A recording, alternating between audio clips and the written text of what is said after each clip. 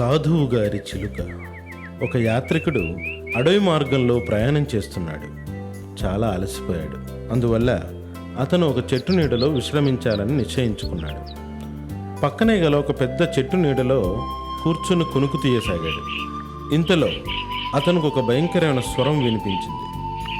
నేను నిన్ను గుర్తించాను, ఇక్కడే ఆగిపో, లేదంటే నిన్ను పట్టి చంపేస్తాను అని భయపెట్టించే ఆ గంభీర స్వరం వినిపించింది. యాత్రికుడు భయపడి నిద్రలేచి అటు ఇటు చూడసాగాడు. చెట్టుపైనున్న చిలకను చూశాడు. చిలక నిన్ను నేను పట్టి చంపేస్తాను అని గట్టిగా అరిచింది. యాత్రికుడు గబగబా అక్కడి నుండి బయలుదేరాడు. కొంత దూరం నడిచిన తర్వాత ఇంకో పెద్ద చెట్టు కనిపించింది. అతను ఆ చెట్టు కింద విశ్రమించదలిచాడు. ఇంతలో మరో తీయని స్వరం వినిపించింది. యాత్రికుడా, నీకు మంచినీరు ఫలములు ఏమన్నా కావాలా? కాసేపు ఇక్కడ విశ్రమించండి అని మృదుమధురమైన స్వరం వినిపించింది. యాత్రికుడు ఆశ్చర్యంగా అటు ఇటు చూశాడు. ధ్వని ఏ వైపు నుంచి వస్తుందో గమనించాడు. చెట్టుపై ఇంకో చిలుక కనబడింది. ఇంతలో చిలుక రివ్వున ఎగిరిపోయింది. యాత్రికుడు ఆశ్చర్యంగా, ఈ రెండు చిలుకల మాటల్లో ఎంత వ్యత్యాసం ఉంది, ఇందులో మర్మం ఏంటి అనుకొని రెండవ చిలుకను వెంబడించాలని నిశ్చయించుకున్నాడు. ఈ విధంగా రెండవ చిలుకను వెంబడిస్తూ సమీపంలో గల ఒక ఆశ్రమంలోకి నేరుగా ప్రవేశించాడు. ఆశ్రమంలో ఒక సాధువు ధ్యానంలో మునిగి ఉన్నాడు. అప్పుడు చిలుక, స్వాగతం యాత్రికుడా, మంచినీరు ఫలాలను స్వీకరిస్తారా లేదా కాసేపు విశ్రమిస్తారా అని పలికింది. చిలుక మాటలను విన్న సాధువు ఇలా అన్నాడు. ఓ బాటసారి, నీకు మేము ఏ విధంగా సహాయపడగలము అనగానే యాత్రికుడు, మునివర్య, నేను ఈ మధురంగా మాట్లాడే చిలుకను వెంబడిస్తూ మీ ఆశ్రమంలోకి ప్రవేశించాను. అడవిలో ఈ చిలుకను పోలి ఉండే ఇంకో చిలుకను చూశాను. కానీ భయంకరమైన స్వరాన్ని ఎందుకు కలిగి ఉంది? ఈ ప్రశ్నకు సమాధానం చెప్పండి మునివర్య అని అడిగాడు. సాధువు నవ్వుతూ, ఒకసారి ఒక తల్లి చిలుక రెండు చిలుకలకు జన్మనిచ్చింది. ఇందులో ఒక చిలుక వేటలో వేటగాడికి దొరికిపోయింది.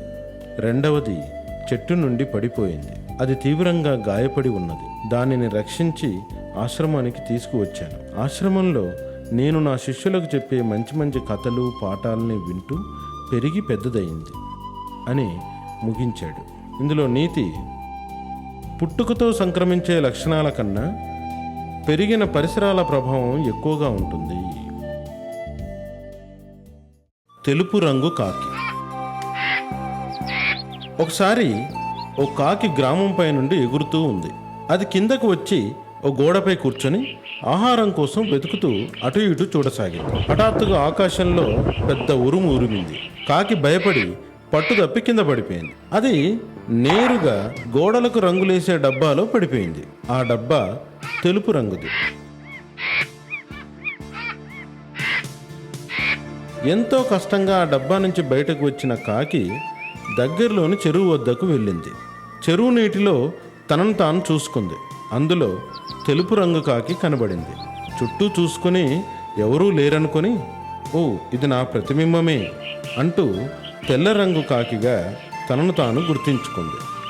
అప్పుడు దానికి ఒక ఉపాయం తట్టి అక్కడి నుండి నేరుగా తను నివసించే చెట్టుపైకి చేరుకొని గట్టిగా కావు కావుమని అరవసాగింది.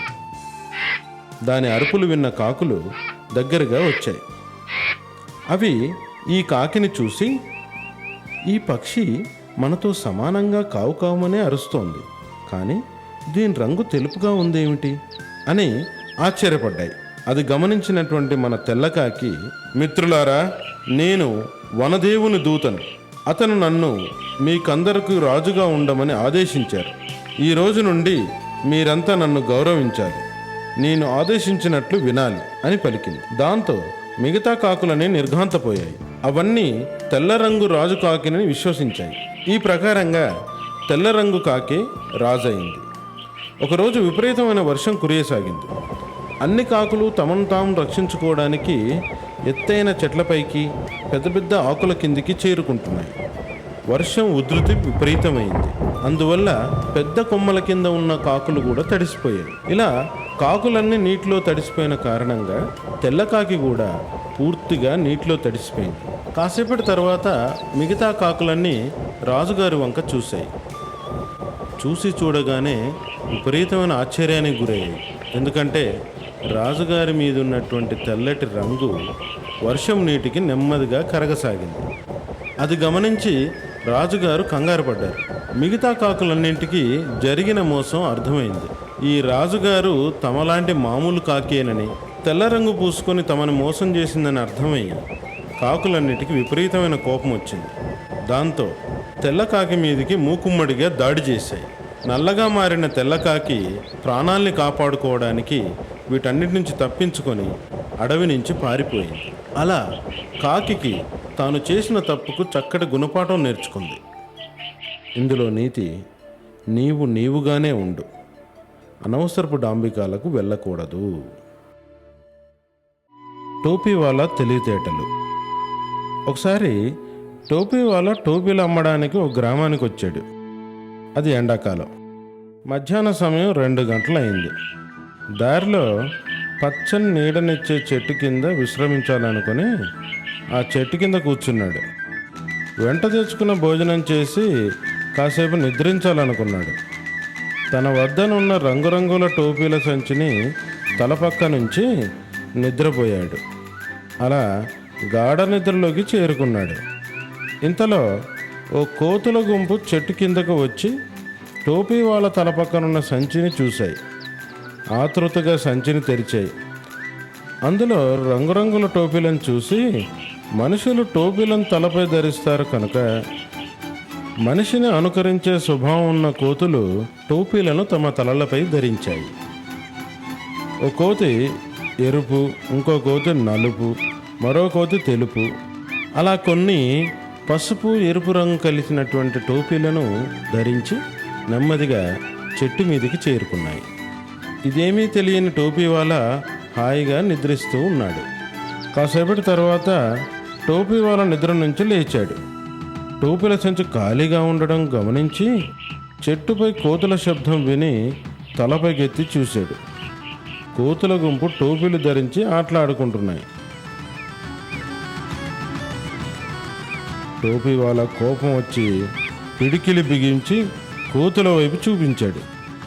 కోతులు వాటిని అనుకరిస్తూ తమ చేతుల్ని బిగించి టోపీవాలకు చూపాయి. టోపీవాల కోపంతో నేలపై కాలు కొట్టసాగాడు. కోతులు తమ కాళ్ళను చెట్లపై కొట్టి చూపాయి. టోపీవాలకు అప్పుడు అర్థమైంది, కోతులు తనను అనుకరిస్తూ చేస్తున్నాయని. అప్పుడు టోపీవాలా కోపాన్ని నటిస్తూ తలపై టోపీని తీసి నేలపై వేశాడు. కోతులన్నీ టోపీవాలాను అనుకరిస్తూ తమ టోపీల్ని నేలపై పడేశాయి. టోపీవాలా గబగబా టోపీలన్నింటినీ పోగు చేసుకొని సంచిలో సర్దుకొని అక్కడి నుంచి వడివడిగా బయలుదేరాడు. అప్పుడప్పుడు సాధారణ జ్ఞానమే సమస్యల నుండి కాపాడుతుంది.